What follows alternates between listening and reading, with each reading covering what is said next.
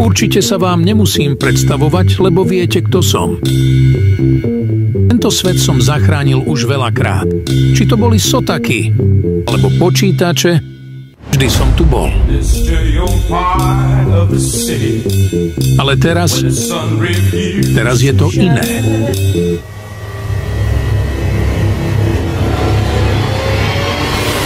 Naháňajú ma fazberské bytosti času.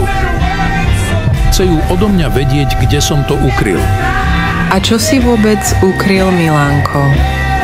Systém otáčacieho kolesa. Nataša, musíme ísť. Fazbery nás našli.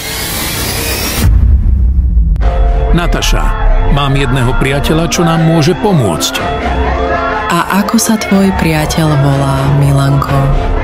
Jeho meno? Chalačát. Ahoj, Bačík, ty môj starý ulica. Chalačát. Ty jeden vodný lietadlo. Do Bačíka žiarovka. Potrebujeme tvoju pomoc, Chalačát. No jasné, že pomôžem takému zimnárizlerovi ako si ty. Fazbery na mňa útočia. Musíš ich zničiť so svojou magickou schopnosťou, s ktorou ničíš tie deti v pivnici. Samozrejme, ty prebačikovaná mačka. Idú sa robiť deti! No to idú, ty chalačádovský bačík. Nataška, čo sme si hovorili?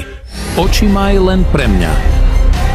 To som ja, Robert Louža. Daj nám systém kolesa Bačík. Nie, Milanko.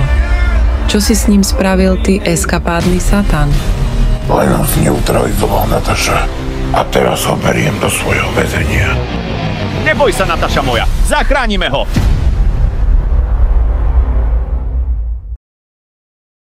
Moja hlava. Kde to som? A čo sa stalo s mojím hlasom?